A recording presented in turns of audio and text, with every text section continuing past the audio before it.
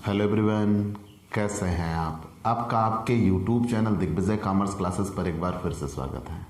हम आपके लिए अपने इस YouTube channel Digvijay commerce classes पर बीकॉम के सिलेबस के कंपलसरी सब्जेक्ट इनकम टैक्स की पूरी एक सीरीज लेके आ रहे हैं, जिसमें एक तरफ से आपको हर एक रूल और उनके प्रैक्टिकल क्वेश्चन 1 बाय 1 मिलते हैं। आप हमसे जुड़कर अपने कॉमर्स की पढ़ाई एक प्रॉपर वे में पूरी कर सकते हैं। जैसी पढ़ाई आप पाना चाहते हैं, यहाँ बिल्कुल वैसी ही पढ़ाई आपको अवेलेबल कराई जाती है। हम आपकी ज़रूरतों का विशेष ख्याल रखते हैं। अगर आप अपनी एग्ज़ाम प्रिपरेशन अपने घर बैठे अपनी शर्तों पर करना चाहते हैं और आप स्पेशली बीकॉम या एमकॉम के छात्र हैं, तो दिग्विजय कॉमर्स क्लासेस आपके लिए वो सुनहरा मौका लेके आता है। आप हमसे जुड़िए। अगर आप हमसे नए जुड़ रहे हैं तो सबसे पहले हमारे इस YouTube channel Digvijay commerce classes को सब्सक्राइब करिए, शेयर करिए, बेल आइकन दबाइए, ताकि आपको हमारे लेटेस्ट वीडियोज के अपडेट मिल सकें। आप हमसे पेड क्लास भी ले सकते हैं। पेड क्लास पाने के लिए आप हमारे व्हाट्सएप नंबर पर व्हाट्सएप करिए, मैसेज करिए, आपको पेड क्लास की पूरी जानकारी दे दी जाएगी, जिसमें आप बहुत थोड़े से शुल्क का भुगतान करके हमसे एक रेगुलर क्लास पाते हैं। PDF मिलेगा, डाउट सेशन रखा जाएगा, क्वेश्चन पेपर सॉल्व कराए जाएंगे। तो ये सब कुछ पाने के लिए आप हमसे पेड क्लास ले सकते हैं। प्यारे दोस्तों, हम आपके लिए इनकम टैक्स के सबसे इम्पॉर्टेंट लेसन्स 5 हेड होती हैं। वेतन से आय, मकान संपत्ति से आय, व्यवसाय अथवा पेशे से आय, पूंजी लाभ, अन्य साधनों से आय। तो आय के पहले 4 शीर्षक तो हम आपके लिए पूरे क्लियर कर चुके हैं। हम आय के 5वें शीर्षक पे हैं, अन्य साधनों से आय। और अन्य साधनों से आय भी सही मायनों में सारे रूल खत्म कर दिए हैं। प्रैक्टिकल क्वेश्चंस भी हम आखिरी चरण में पहुंच चुके हैं। तो प्यारे दोस्तों, आज हम आपके लिए कुछ महत्वपूर्ण प्रश्नों की एक श्रृंखला लेके आ रहे हैं। आप बहुत बेहतर तरीके से उनको कवर करिएगा। ये एग्जाम में आए हुए सिलेक्टेड क्वेश्चन है, टॉप रेटेड क्वेश्चन हैं, जो आज हम आपके लिए लेके आ रहे हैं।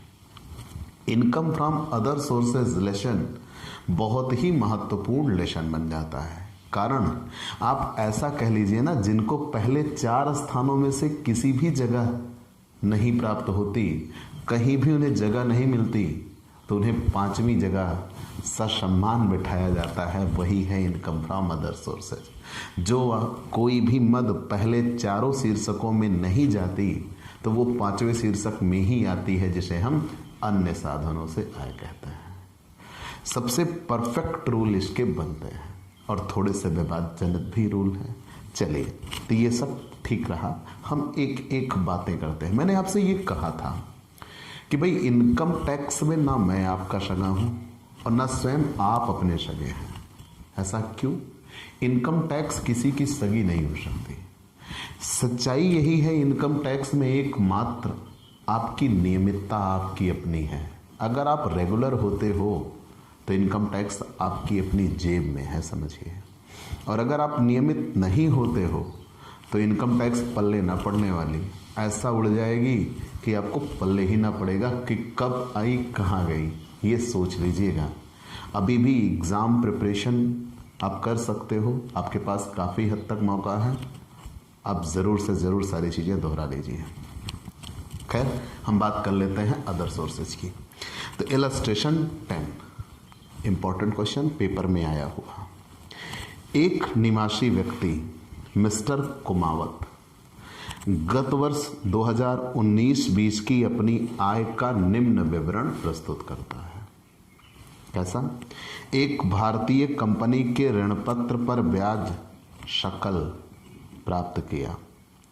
एक विदेशी कंपनी से 4,500 रुपये उद्गम स्थान पर कर काटकर लाभांश शुद्ध प्राप्त किया और इस काटे हुए कर में से भारत सरकार को कोई भी राशि भुगतान नहीं की गई। भारतीय कंपनी के ऋण पत्र क्रय करने के लिए 80,000 रुपये के अदत्त ऋण पर 15% प्रतिवर्ष की दर से ब्याज भुगतान किया। उपर्युक्त ब्याज संग्रह करने के लिए संग्रह व्यय भुगतान किया 350। प्लांट मशीन तथा फर्नीचर के साथ भवन को किराए पर उठाने से प्राप्त किराया 50,000। उपर्युक्त संपत्तियों पर स्वीकृत हरास 15,000। अग्नि बीमा प्रीमियम चुकाया, भवन का 800, मशीन तथा प्लांट का 500 और फर्नीचर का 200। भवन की मरम्मत 500। घुड़दौड़ का इनाम सकल 7,000।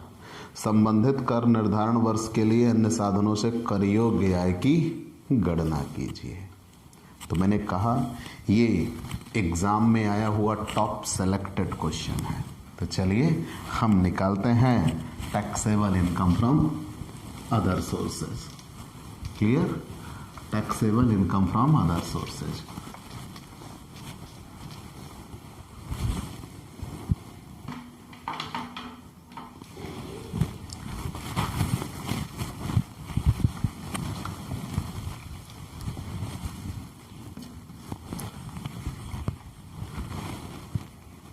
Illustration 10। ठीक, तो computation of taxable income from other sources. Taxable income from other sources.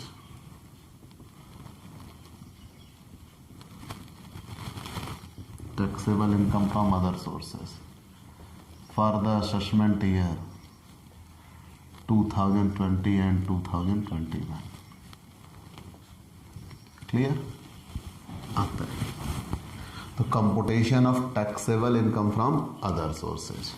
देखिएगा, एक एक टॉपिक देखिएगा। सबसे पहली चीज तो ये कि एक निवासी व्यक्ति है मिस्टर कुमावत। याद रखिएगा, बहुत ही इंपॉर्टेंट बात है निवासी शब्द का लिखा होना। मतलब एग्जैक्टली लेसन 2 या 3 के नियम यहाँ पे लग जाने हैं। निवासी होने का मतलब यह है कि वो साधारण निवासी है, और साधारण निवासी होने का मतलब भारत में जो पाया है वो तो टैक्सेबल होगा ही होगा, भारत में जो कमाया है वो भी टैक्सेबल होगा, भारत से जिसका नियंत्रण रखता है वो भी टैक्सेबल होगा, और विदेश में जो कमाता है वो भी टैक्सेबल होगा। याद रखिएगा, नहीं तो कहीं भी किसी भी जगह निवासी लेसन के रूल लगा के क्वेश्चन आपके गलत किए जा सकते हैं। अगर यहीं पे या निवासी हो तो अगर विदेशी कंपनी से लाभांश वगैरह मिल जाए तो कर मुक्त हो, यहाँ पे नहीं कर योग्य होगा। ये याद रखिएगा, क्वेश्चन में आंखें खुली होनी चाहिए। तो एक निवासी व्यक्ति मिस्टर कुमावत 2019-20 की अपनी आय का निम्न विवरण प्रस्तुत करते हैं, और एक भारतीय कंपनी के ऋण पत्र पर ब्याज 19,400 और वो भी शकल है। तो शकल होने का मतलब इस पे टीडीएस नहीं कटा है। टीडीएस नहीं कटा है तो बड़ी सुंदर बात है। अगर टीडीएस कटा होता तो हम शकल बनाते, और जब टीडीएस नहीं कटा है तो हमें शकल बनाने की कोई ज़रूरत नहीं है। इंटरेस्ट ऑन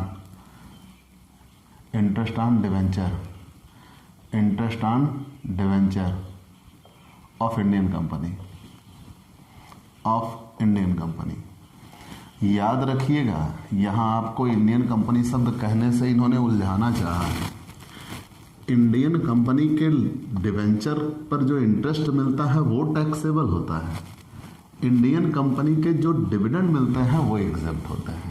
यहाँ यही विशेष नियम है। भारतीय कंपनी के लाभांश कर मुक्त होते हैं, लेकिन भारतीय कंपनी के ऋण पत्रों पर जो ब्याज होता है वो कर योग्य होते हैं। तो ये ब्याज है, कर योग्य होगा। शकल ही दिया हुआ है, इसलिए हमें शकल बनाने की कोई आवश्यकता नहीं है। फिर कह रहे हैं एक विदेशी कंपनी से 4,500 रुपये टीडीएस काटा गया है विदेश में उस पर टीडीएस कटा हुआ है, मतलब वहाँ टैक्स कटा, लेकिन उस टैक्स का कोई भी हिस्सा भारत में इंडियन गवर्नमेंट को नहीं चुकाया गया। जब भारत में उसका कोई भी इंडियन गवर्नमेंट को नहीं चुकाया गया तो हमें इससे मतलब नहीं होता। याद रखिएगा, अगर फॉरेनर कंपनी से हमें कोई डिविडेंड आज मिले तो इंडिया में कितना मिला ये मायने रखता है। तो कह रहे हैं एक विदेशी कंपनी से 4,500 रुपये उद्गम स्थान पर कर काटकर लाभांश शुद्ध प्राप्त किया। लेकिन यहाँ आगे भी कहा गया इस कटे हुए कर में से भारत सरकार को कोई राशि भुगतान नहीं की गई। तो अगर फॉरेनर कंपनी से मिलता है तो जितना मिले वही टैक्सेबल होता है, ये याद रखिएगा। Dividend from foreigner company. और एक बात और, भारतीय कंपनी का लाभांश कर मुक्त होता है, विदेशी कंपनी का लाभांश कर मुक्त नहीं होता। तो पूरा पॉइंट ये जानिए कि एक विदेशी कंपनी विदेश में आई हुई, विदेशी कंपनी की विदेश में आई हुई वहीं टीडीएस कटा और शेष पैसा भारत में पाए। तो चूंकि ये निवासी हैं तो जितना पैसा भारत में मिला है वो भारत में कर योग्य होगा। जितना भारत में मिला है, चाहे वो कर कटने के बाद मिला हो चाहे कर कटने के पहले, लेकिन उस पर टीडीएस का मुद्दा नहीं देखते। तो इन्हें मिला कितना है? 19,500। Dividend from foreign company, dividend from foreign company, ठीक, 19,500। आगे फिर कह रहे हैं भारतीय कंपनी के ऋणपत्र क्रय करने के लिए 80,000 रुपये का अदत्त ऋण है। इन्होंने ऋणपत्र क्रय करने के लिए लोन लिया और जो कि अभी तक चुकाया नहीं है 80,000 रुपये। उस पर 15% की दर से इन्हें ब्याज का भुगतान करना है। इसकी छूट मिल जाएगी। धारा 57 ये कहती है कि अगर कोई सिक्योरिटी खरीदी जाए और उस पर लाभांश या ब्याज मिले और वो कर योग्य हो, तो उस सिक्योरिटी को खरीदने के लिए अगर हमने कोई लोन लिया है और उस पर ब्याज देना पड़े तब उस ब्याज की छूट मिलती है। यहाँ इन्होंने जो सिक्योरिटी खरीदा है उस पर ब्याज इनको मिल रहा है जो कि कर योग्य है, तो उस सिक्योरिटी को खरीदने के लिए जो लोन लिया है उसके ब्याज की इनको छूट मिल जाएगी। आगे बढ़ा देंगे। 80,000 का 15%, 12,000 रुपये की इनको छूट मिल जाएगी। लेकिन अभी चूंकि हम इनकम जोड़ रहे हैं, छूट अभी बाद में दिखा देंगे। आगे क्लियर हुआ ना कि अगर कोई भी कर योग्य प्रतिभूति है, चाहे वो लाभांश के तौर पर कर योग्य होती हो चाहे ब्याज के तौर पर कर योग्य होती हो, तो उस प्रतिभूति को खरीदने के लिए जो भी लोन लिया गया उस पर बने ब्याज की हमें छूट मिलती है धारा 57 के अंतर्गत। फिर आगे कह रहे हैं उपर्युक्त ब्याज संग्रह करने के लिए संग्रह व्यय का भुगतान किया, इसकी भी छूट मिलती है धारा 57 के अंतर्गत। आगे बढ़ते हैं, अभी छूट निकाल लेंगे।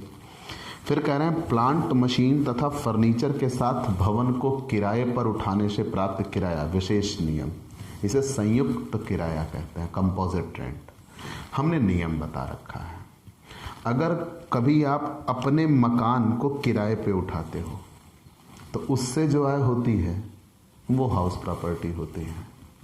और अगर आपके पास कोई मशीन, फर्नीचर आदि है उसको किराए पर उठाते हो तो उससे जो आय होती है वो अदर सोर्सेज है, या बिजनेस भी अगर बन चुका है तो बिजनेस प्रोफेशन। लेकिन मान लीजिए दोनों एक साथ जुड़े हुए हैं, तब आप क्या करोगे? मतलब कोई मशीन, फर्नीचर ऐसा है जो आपके मकान के साथ ऑलरेडी फिक्स्ड है और जिसे आप मकान से अलग नहीं कर सकते, जैसे सिनेमा हॉल में फर्नीचर वगैरह लगा होना, राइस मिल में मशीनरी आदि का लगा होना। तब ऐसी सिचुएशन में मशीन, फर्नीचर के साथ मकान किराए पे उठाया जाता है। तो अगर दोनों का किराया अलग कर सकते हैं तो हाउस प्रॉपर्टी में मकान का, मशीन या फर्नीचर का किराया अदर सोर्सेज में। और अगर दोनों को अलग नहीं कर सकते तो फिर मशीन, फर्नीचर और मकान सब का किराया अदर सोर्सेज में आता है। ये हमने बार बार पढ़ाया है और उसे संयुक्त किराया कहते हैं। तो यहाँ मशीन, फर्नीचर आदि, तो rent from plant, machinery and furniture, rent from plant, machine, furniture and house, ठीक, वो भी कितने रुपए? 50,000। आगे बढ़ जाते हैं। फिर कह रहे हैं उपर्युक्त संपत्तियों पर ह्रास, इसकी भी छूट मिल जाएगी। अग्नि बीमा प्रीमियम चुकाया, इसकी भी छूट मिल जाएगी। भवन की मरम्मत, इसकी भी छूट मिल जाएगी। सब धारा 57 के अंतर्गत छूट मिलनी है। हम पढ़ा चुके हैं कि अगर कोई मशीन आदि किराए पर उठाते हो तो उसके संदर्भ में आप जो खर्च करते हो उस खर्च की आपको छूट मिल जाती है। फिर कह रहे हैं घुड़दौड़ का इनाम शकल। यहाँ मैंने बार बार बताया, आप ये देखिएगा जीत है कि प्राप्त है। तो यहाँ घुड़दौड़ का इनाम शकल लिखा हुआ है। तो शकल लिखा हुआ है मतलब ये कर कटने के पहले है। Winning from horse race, winning from horse race, और वो भी कितने रुपए? 7,000। चलिए जोड़ लगा देते हैं। 19, 19, 38, 50, 88, 7, 95,900, 95,900। अब छूट घटाते हैं, लेस एग्जेम्पशन अंडर सेक्शन 57, कर मुक्ति अंडर सेक्शन 57, धारा 57 के अंतर्गत कर मुक्तियाँ। तो ध्यान दीजिएगा एक एक तरफ से। सबसे पहले इंटरेस्ट मिला था, इंटरेस्ट ऑन लोन, जो लोन लिया था 80,000 रुपये का इस सिक्योरिटी को खरीदने के लिए। चूँकि उस पर ब्याज कर योग्य है इसलिए उसका लोन पर जो ब्याज दिया, ये सिक्योरिटी खरीदा है उस पर ब्याज मिला है, और उस सिक्योरिटी को खरीदने के लिए लोन लिया है उस पर ब्याज दिया है, उसकी छूट मिल जाएगी 15%। तो 80,000 का 15% 12,000। आगे कह रहे हैं ब्याज कलेक्ट करने के लिए इन्होंने खर्च किया, collection charges, collection charges 350, collection charges 350। फिर आगे कह रहे हैं प्लांट, मशीन तथा फर्नीचर के साथ भवन को किराए पर उठा दिया, ये तो हमने दिखा दिया। अब उपर्युक्त संपत्तियों पर स्वीकृत ह्रास, डेप्रिसिएशन अलाउड, इसकी भी छूट मिल जानी है। डेप्रिसिएशन अलाउड किस पर? इनको जो किराए पर उठाया उसका डेप्रिसिएशन है। कितने रुपए? 15,000। आगे फिर कह रहे हैं अग्नि बीमा premium, fire insurance, fire insurance, ये सारे खर्चे हैं। नियम सिंपल स्ट्रेट फॉरवर्ड नियम है, जितना कमाते हैं उसको कमाने के लिए जितना लगाते हैं उसकी छूट मिल जाती है। ये धारा 57 कहती है, मैंने बार बार आपको बताया है कि ये डिवेंचर पर ब्याज मिला, कर योग्य है, शकल दिया हुआ है, ये विदेशी कंपनी से मिला, कर योग्य है, और ये मशीन फर्नीचर आदि को किराए पर उठाया उससे किराया मिला, कर योग्य है। लेकिन इसके संदर्भ में अगर कोई खर्च किया होगा तो उस खर्चे की छूट मिल जाएगी। तो उस पर कह रहे हैं डेप्रिसिएशन चार्ज हुआ, छूट मिल जाएगी। कह रहे हैं हमने बीमा कराया, किसका? भवन का, मशीन का और फर्नीचर का। तो सारे बीमा हम जोड़ देते हैं। 800 भवन के लिए है, 500 मशीन तथा प्लांट के लिए और 200 रुपये फर्नीचर के लिए। 8, 5, 13, 2, 1500 रुपये का बीमा कराया। आपके समझने के लिए लिख दे रहा 800 प्लस 500 प्लस 200, ठीक। फिर भवन की मरम्मत, चूंकि भवन को किराए पर उठाया तो उसकी मरम्मत की भी छूट मिलेगी। रिपेयर ऑफ बिल्डिंग या हाउस, कुछ भी कह सकते हो। भवन की मरम्मत, वो भी कितने रुपए? 500, इनकी छूट मिल गई। क्लियर? तो चलिए सारी छूट जोड़ देते हैं। 27,000, 27, 2, 29,000, 29,350, 29,350। 95,900 में से घटा दिया तो 66,550। Taxable income from other sources, taxable income from other sources. ऐसे ही ये क्वेश्चन वैल्यूएट होंगे मिस्टर कुमावत। और मोस्ट इम्पॉर्टेंट क्वेश्चन में से एक है कुछ नहीं, बस सिंपल सा तरीका, जितनी चीज़ें टैक्सेबल हों आप उनको जोड़ दीजिए और जिनकी छूट मिल जाती हैं या मिलती हैं उनको आप घटा दीजिए। क्लियर? आपके लिए ये क्वेश्चन सॉल्व हो चुका है। अब सीधे हम पहुंचेंगे इलस्ट्रेशन 11 की ओर। आप स्क्रीनशॉट ले लीजिए जी। हम ऊपर शीर्षक नहीं मिटाने जा रहे हैं, क्योंकि नहीं तो फिर से हमें शीर्षक बनाना पड़ेगा। हम इतना ही क्लियर कर देते हैं, ठीक। और हम फिर सीधे इलस्ट्रेशन 11 की ओर बढ़ चलेंगे।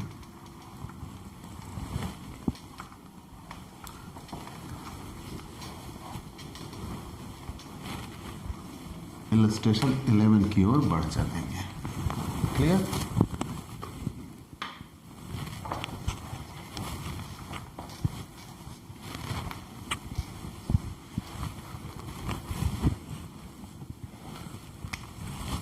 इलस्ट्रेशन 11, ठीक। इलस्ट्रेशन 11 की ओर बढ़ चलेंगे। आशा आनंद, जो एक निवासी व्यक्ति हैं, ने 31 मार्च 2020 को समाप्त होने वाले गत वर्ष में प्रतिभूतियों पर ब्याज शुद्ध से निम्न आय नकद प्राप्त की। विशेष रूप से याद रखना, यहाँ शुद्ध लिखा हुआ है। शुद्ध लिखने का मतलब ऑलरेडी इन पे टैक्स कट चुका है। और मैंने बार बार आपसे कहा है, अगर कोई ऐसी प्राप्ति हमें हो रही है जिस पे टैक्स कट चुका है भारत में, विदेश में नहीं, तो हमें वो आय निकालनी होगी जो टैक्स कटने के पहले थी। आगे बढ़ते हैं। तो आशा आनंद जो एक निवासी व्यक्ति हैं, 31 मार्च 2020 को समाप्त होने वाले गत वर्ष में प्रतिभूतियों पर ब्याज शुद्ध से निम्न आय नकद प्राप्त की। कर युक्त मतलब टैक्सेबल सरकारी प्रतिभूतियों पर ब्याज 8,000 रुपये। अब ये करयुक्त सरकारी प्रतिभूतियों पर ब्याज है। ठीक। एक स्थानीय सत्ता द्वारा निर्गमित ऋणपत्रों पर ब्याज 7,200। मेघदूत लिमिटेड के ऋणपत्रों पर ब्याज और ऋणपत्र कह रहे हैं मेघदूत लिमिटेड के ऋणपत्र पर ब्याज। ऋणपत्र किसी मान्य स्टॉक एक्सचेंज पर स्वीकृत नहीं है, 7,200। फिर कह रहे हैं मरकरी पेटेंट लिमिटेड के ऋणपत्रों पर ब्याज।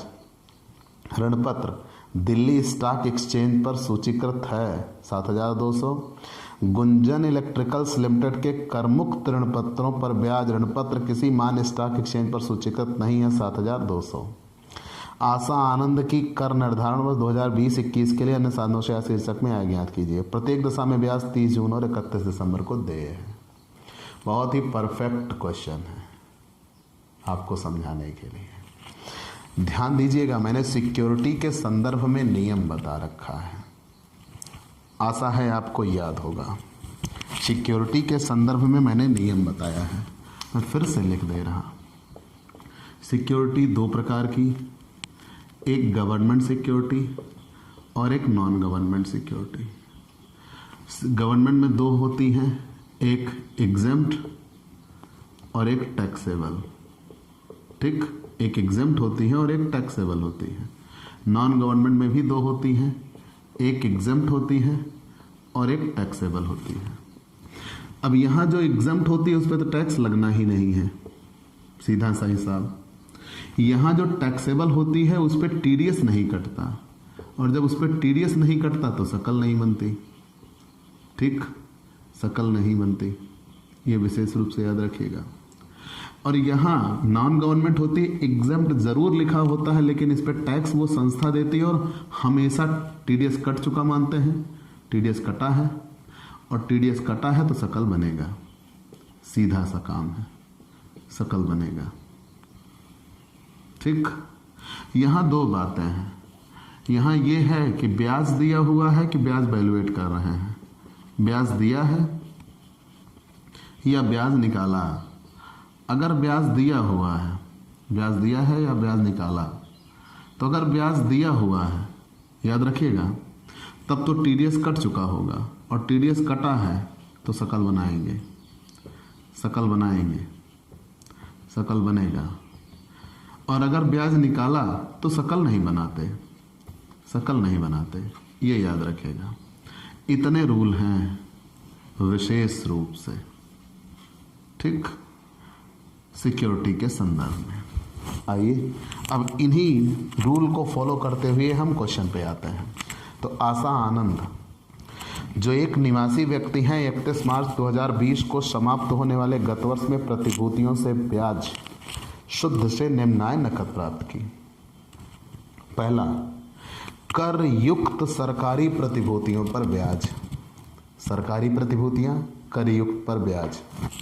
और मैंने क्लियर नियम लिखा, इस पे टीडीएस नहीं कटता, और अगर इस पे टीडीएस नहीं कटता तो इसका शकल ही मिलता है जो कि प्रश्न में ऑलरेडी दिया हुआ है, फिर उसे हमें शकल बनाने की कोई आवश्यकता नहीं होगी। कर युक्त सरकारी प्रतिभूतियों पर ब्याज। गवर्नमेंट सिक्योरिटीज, गवर्नमेंट सिक्योरिटीज, या हम ऐसा लिखें ज़्यादा बेहतर होगा, इंटरेस्ट ऑन गवर्नमेंट सिक्योरिटीज। ठीक, interest on government securities, interest on government securities ये विशेष रूप से याद रखिएगा। इंटरेस्ट ऑन गवर्नमेंट सिक्योरिटीज, वो भी कितने रुपए? 8,000। नो टीडीएस, इस पे किसी भी प्रकार का कोई टीडीएस नहीं पड़ता। आगे बढ़ते हैं। एक स्थानीय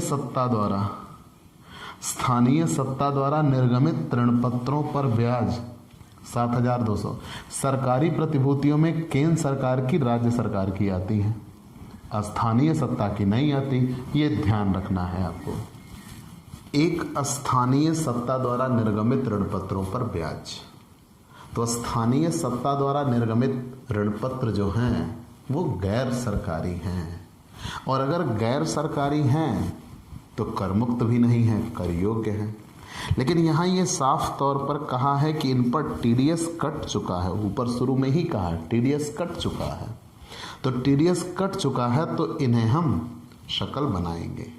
और याद रखिएगा, अगर प्रतिभूतियों पे टीडीएस कटता है तो 10% कटता है, तो 10% कट जाने के बाद जो अमाउंट दिया है, मतलब वो कितने परसेंट दिया हुआ है? 90% दिया हुआ है। तो एक स्थानीय सत्ता द्वारा debenture of a local authority, debenture या interest on debenture of a local authority, और वो भी 7,200 मिले हैं, जो कि 90% है, तो 100/90 मतलब 8,000 रहा होगा। आगे फिर दिया हुआ मेघदूत लिमिटेड के ऋण पत्रों पर ब्याज, ये भी गैर सरकारी ही हैं, जो किसी मान्य स्टॉक एक्सचेंज में सूचीकृत नहीं हैं गैर सरकारी हैं, कर योग्य हैं, और कहा गया है कि अगर हम ब्याज निकालें तब टीडीएस नहीं बनता, लेकिन ब्याज दिया हुआ है तो टीडीएस कट चुका है तो हम शकल बनाएंगे। तो कहा यह गया मेघदूत लिमिटेड के ऋण पत्रों पर ब्याज, interest on debentures of Meghdoot limited, तो 7,200 × 100/90 8,000। आगे बढ़ जाते हैं। ठीक, साफ तौर पर हमने क्लियर कॉन्सेप्ट आपको बता दिया है कि अगर टीडीएस कट चुका है तो शकल बनेगा। ठीक, आगे बढ़ गए। मरकरी पेंट लिमिटेड के ऋण पत्रों पर ब्याज, जो दिल्ली स्टॉक एक्सचेंज में सूचीकृत है, लिस्टेड हो ना हो, रूल वही है, तो फिर मैं उस नियम में आपको उलझाना नहीं चाह रहा। ठीक, कह रहे हैं मरकरी पेंट लिमिटेड के ऋण पत्रों पर ब्याज, ये भी नॉन गवर्नमेंट में ही आ रहा है, टैक्सेबल में आ रहा है, ब्याज दिया हुआ है और टीडीएस कट चुका है तो हम शकल बनाएंगे। ठीक, interest on debenture of Mercury paint, ठीक, दिया हुआ है 7,200, और ये टीडीएस कट चुका है, तो जब टीडीएस कटा है 10%, तो बचा कितने परसेंट? 90%, तो 100/90 8,000। सब में 8,000 ही आ रहा है, सोच के कंफ्यूज मत होना।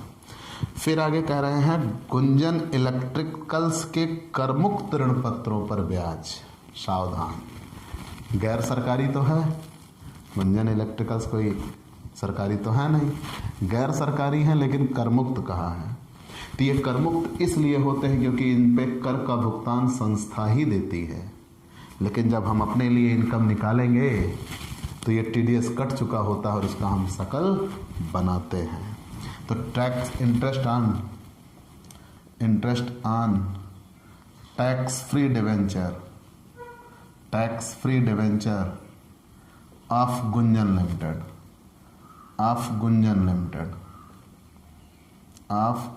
लिमिटेड, ठीक, 7,200 × 100/90, 10% टैक्स कटा होगा, तो 10% कटा होगा तो 100/90 करेंगे 8,000। क्लियर, आगे बढ़ जाता है। आसानंद की कर निर्धारण 2020-21 के लिए अन्य साधनों से आय शीर्षक में आय ज्ञात कीजिए। क्लियर, 40,000, और कोई छूट दी नहीं गई है, तो taxable income from other sources, taxable income from other sources. ऐसे ही ये क्वेश्चन वैल्यूएट होता है। क्लियर? आप इसका स्क्रीनशॉट ले लीजिएगा। इलस्ट्रेशन 11 है। अब हम सीधे आ जाते हैं इलस्ट्रेशन 12 की ओर। बेहतर क्वेश्चन और सिक्योरिटी से रिलेटेड क्वेश्चन वो भी है, इसलिए हम उसे नहीं मिटाने जा रहे हैं, ठीक? ताकि आपको रूल, वैसे आप तो अच्छे वाले बच्चे हैं, आपको सारी चीज़ें क्लियर रहती हैं। आप कहाँ नियम भूलते हैं सच में ना।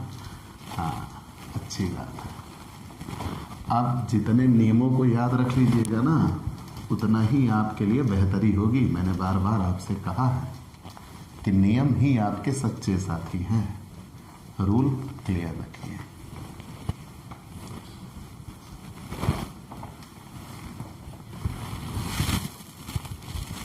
इलस्ट्रेशन 12 देखिए। इलस्ट्रेशन 12, श्री अजय कुमार आयकर हेतु निवासी हैं। एक बात परफेक्ट तौर से जान लीजिएगा, निवासी पार्ट के रूल अब हर जगह आपको डिस्टर्ब करने वाले हैं।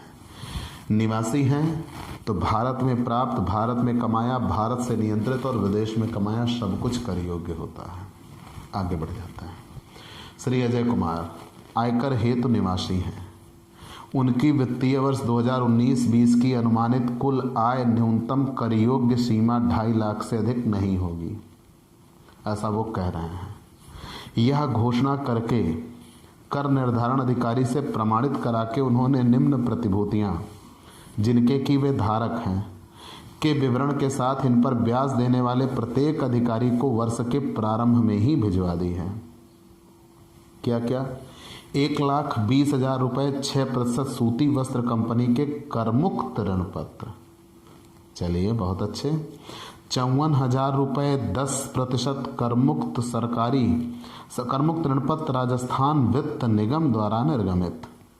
आगे 25,000 रुपये 5% यूपी सरकार के ऋण। 12,000 रुपये 5% दिल्ली विकास प्राधिकरण के ऋण पत्र।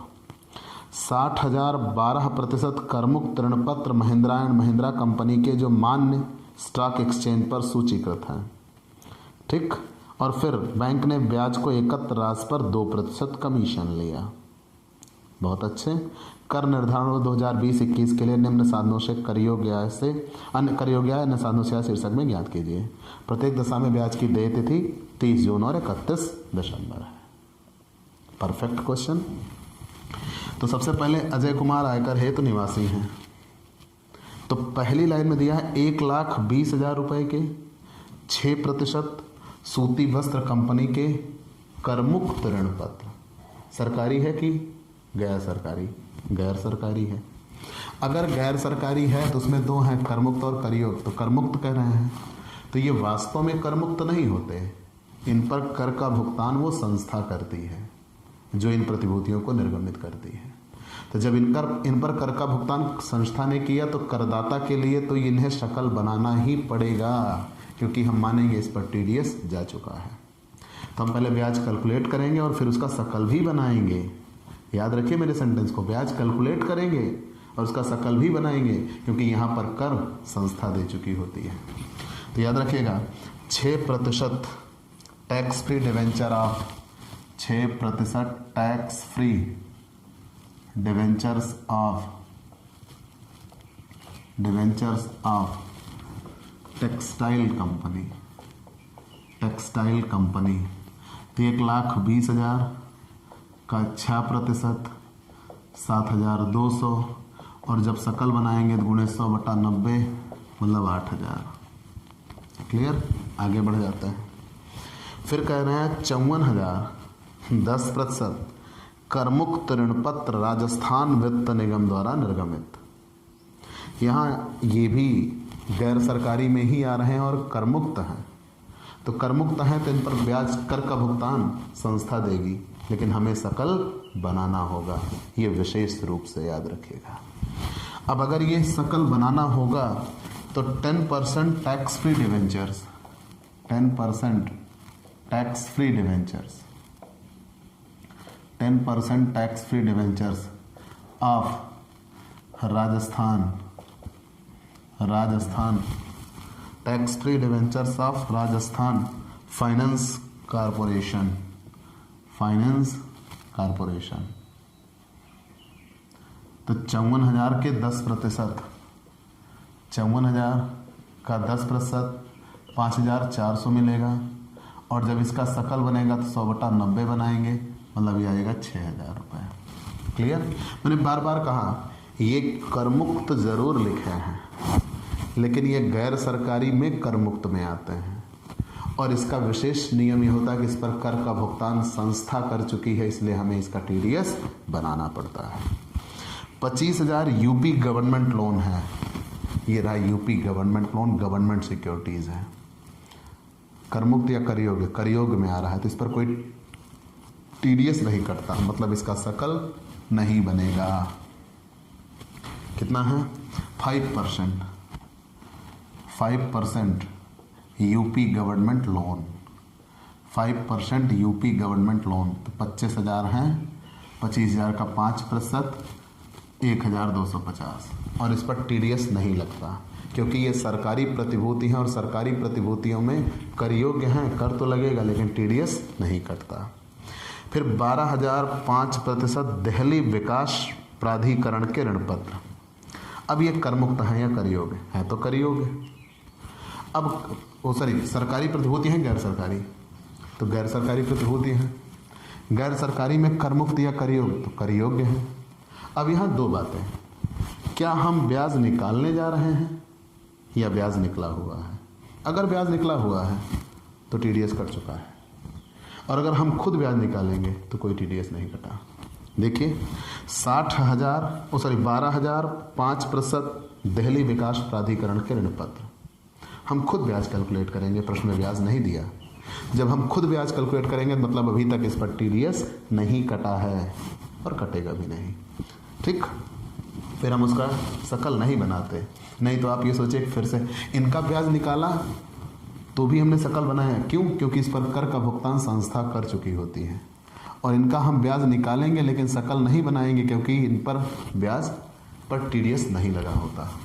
ठीक, क्योंकि हम स्वयं ब्याज निकाल रहे हैं तब तक टीडीएस नहीं कटा है, तो जब हमें कर कटने के पहले ही पता है तो सकल बनाने की कोई ज़रूरत नहीं है। 12% देखिएगा, 5% debenture of DDA, 5% debentures, Delhi development authority of DDA. कितने रुपए के डिवेंचर हैं? 12,000। तो 12,000 पर 5%, तो 12,000 पर 5% मतलब कितना? 600।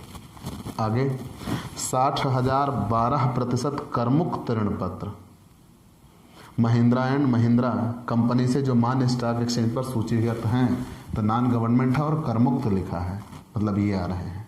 तो इन पर कर का भुगतान संस्था दे चुकी है, तो हम ब्याज निकालेंगे और सकल भी बनाएंगे क्योंकि इस पर कर का भुगतान संस्था दे चुकी है।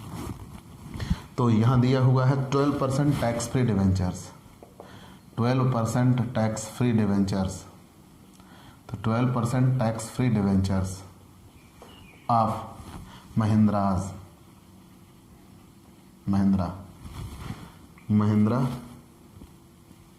कंपनी। चलिए, तो 12% टैक्स फ्री डिवेंचर्स कितने रुपए का? 60,000।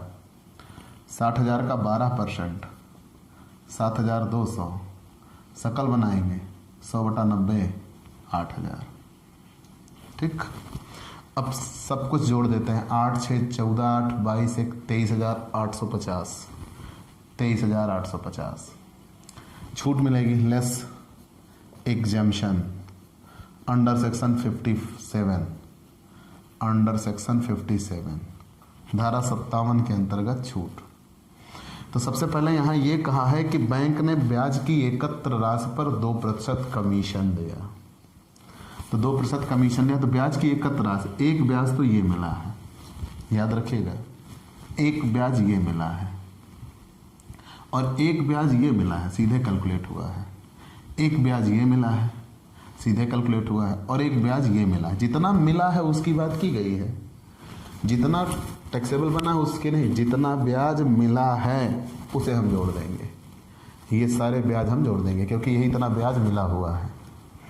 कर योग्य कितना है उसकी मतलब नहीं, चूंकि यहाँ सकल भी बन चुका है, कुछ चीज़ें सकल ऑलरेडी दे रखी है, तो कहा यह गया है जितना ब्याज मिला है, ये मिला है 7,200, लेकिन कर कटने के पहले था 8,000। ये मिला है, कर कटने के पहले था 6,000। ये तो ऑलरेडी इतना मिला है, इतना ही कर कटने के पहले भी था, इतना मिला ही है, इतना कर कटने के पहले भी था, ये मिला है और कर कटने के पहले इतना था। तो जितना मिला है उसको हम जोड़ देंगे। तो जब उसको जोड़ दिया तो 21,650 आएगा collection charges. Collection charges bank कह रही है जितना हम कलेक्ट करेंगे उस पर 2% कमीशन देंगे। तो 21,650 कलेक्ट किया, 2% कमीशन, 433 रुपये कमीशन आ जाएगी। घटा देंगे 23,417। तो taxable income from other sources, taxable income from other sources, taxable income from other sources. Clear? ऐसे ही ये क्वेश्चन सॉल्व होते हैं। आप स्क्रीनशॉट ले लीजिएगा। तो प्यारे दोस्तों, आपको ये क्लास कैसी लगी हमें ज़रूर बताइएगा। आपके लाइक और कमेंट का इंतज़ार रहेगा। आप हमसे पेड क्लास भी ले सकते हैं।